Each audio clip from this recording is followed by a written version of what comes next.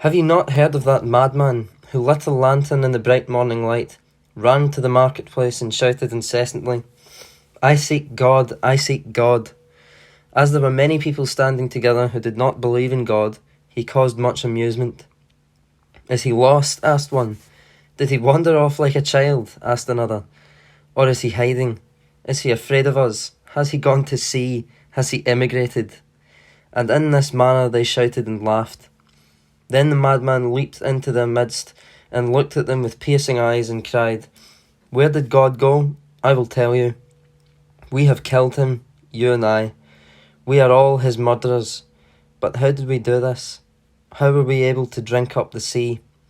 Who gave us the sponge to wipe away the whole horizon?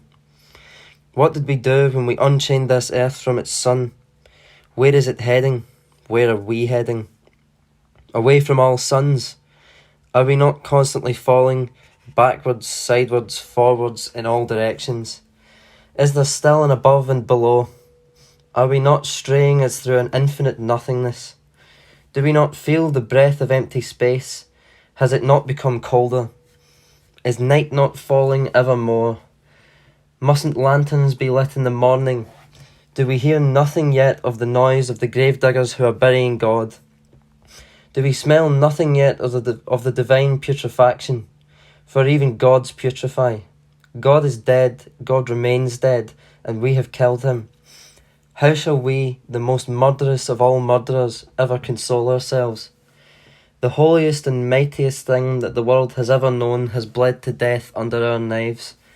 Who will wash this blood clean from our hands? With what water might we be purified? What lustrations, what sacred games shall we have to invent? Is not the greatness of this deed too great for us? Must we not become gods ourselves, if only to appear worthy of it?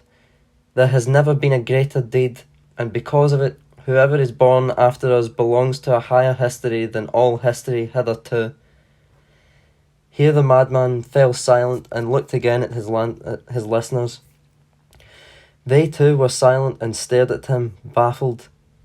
At last he threw his lantern on the ground so that it broke into pieces and went out. "I have come too early," he then said. "This is not yet the right time. This tremendous event is still on its way and headed towards them. Word of it has not yet reached men's ears. Even after they are over and done with, thunder and lightning take time. The light of the stars takes time, and deeds too take time, before they can be seen and heard. This deed is further away from them than the farthest star, and yet they have done it themselves." It is said that on that very day, the madman made his way into various churches, and there he intoned his Requiem Artenem Deo. When led out and called to account, he always replied, "What are these churches now, if not the tombs and sepulchres of God?"